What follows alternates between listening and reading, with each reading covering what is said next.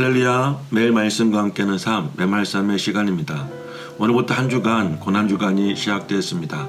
이번 주간 동안 우리가 신앙생활하며 꼭 알아야 될 몇 가지 주제들을 함께 묵상하고 나누면서 우리의 신앙이 조금 더 성장할 수 있는 그런 기회가 되었으면 좋겠습니다. 오늘은 이사야 61장 1절에서 3절 말씀을 함께 묵상하겠습니다. 여호와의 영이 내게 내리셨으니 이는 여호와께서 내게 기름을 부으사 가난한 자에게 아름다운 소식을 전하게 하려 하심이라. 나를 보내사 마음이 상한 자를 고치며 포로된 자에게 자유를, 갇힌 자에게 노임을 선포하며 여호와의 은혜의 해와 우리 하나님의 보복의 날을 선포하여 모든 슬픈 자를 위로하되 무릇 시온에서 슬퍼하는 자에게 화관을 주어 그 죄를 대신하여 기쁨의 기름으로, 그 슬픔을 대신하여 찬송의 옷으로, 그 근심을 대신하고 그들이 의의 나무 곧 여호와께서 심으신 그 영광을 나타낼 자라 일컬음을 받게 하려 함이라. 우리가 흔히 그리스도라고 알고 있는 인물은 히브리적 개념에서 메시아라고 부르는 인물로서 성경은 예수님의 정체성을 메시아라고 부릅니다. 오늘은 메시아로서 예수님의 의미에 대하여 함께 묵상하겠습니다. 메시아란 본래 히브리적 개념으로 마시아흐란 말을 헬라어 크리토스라고 표현한 것입니다. 히브리적 개념에서 메시아, 즉 마시아흐는 기름 부음 받은 자로서 보통 대제사장과 왕이라는 두 가지 직분을 상징적으로 나타내는 아주 특별한 의미를 갖고 있습니다.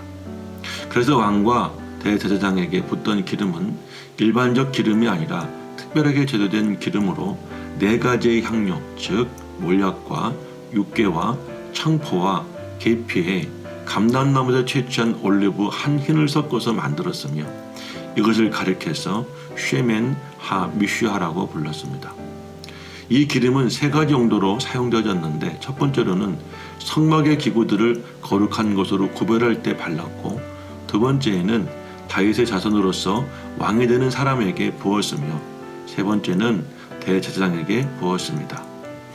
이렇게 특별하게 만들어진 기름을 부을 때 하나님의 축복이 이 기름 안에 들어가 있는 것으로 이해했으며, 동시에 기름의 성질상 물 위에 뜨게 되는 특성에 착안하여 기름 부음 받은 자가 모든 사람들의 머리 위에 있다는 상징적인 의미를 부여했습니다. 곧 이스라엘 백성에게 있어서 기름 부음 받은 사람은 이스라엘의 정치적 지도자인 왕과 신앙적 지도자인 대제사장이 되는 것입니다. 그래서 왕이나 대제사장에게 기름을 부을 때에 많은 사람들 앞에서 공개적으로 붓는 과정을 통해서 모든 사람들이 자신들의 왕이나 대제사장으로 받아들일 수 있도록 했습니다.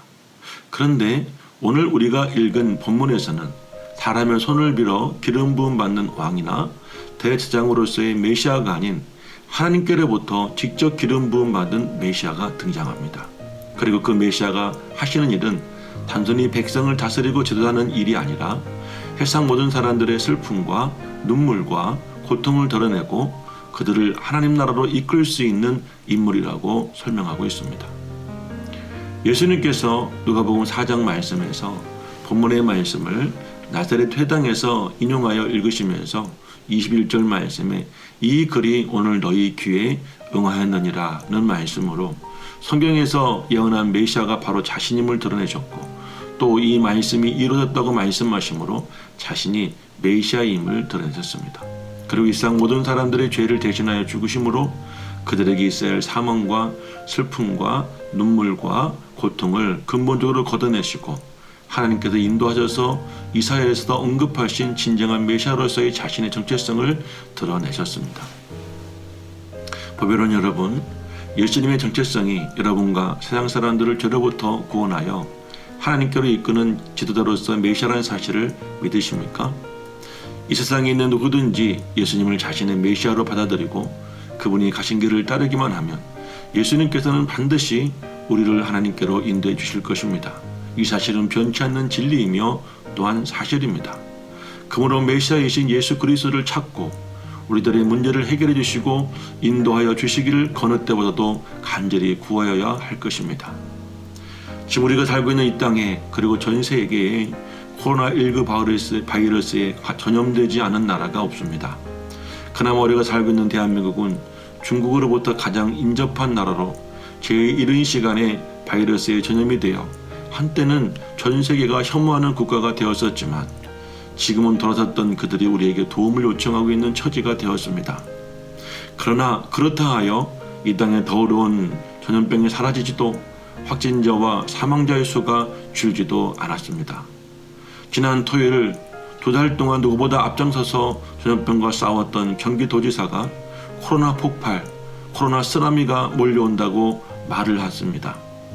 그래서 그 어느 때보다 구약의 이사야가 예언했던 메시아, 그리스도 예수님이 2000년 전에 이 땅에 오셔서 십자가를 지시고 죽으심으로 우리가 감당해야 할 사망과 슬픔과 눈물과 또한 고통과 절망과 두려움과 같은 저주의 사슬에서 우리에게 자유를 주셨고 가졌던 자에게 노임과 은혜의 해를 선포하셨듯 지금 오늘 바로 이 시간 이 자리에 다시 한번 주님의 구원의 역사가 이루어져야 할 것입니다.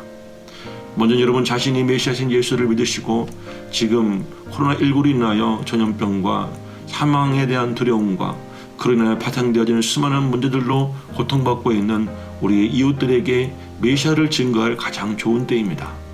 가장 가까운 가족과 같은 친분을 나누며 지내왔던 이웃과 동료에게 살아계신 왕, 우리의 대제사장 예수 그리스도를 증거할 수 있는 저와 여러분 다 되시기를 예수 이름으로 간절히 축원합니다.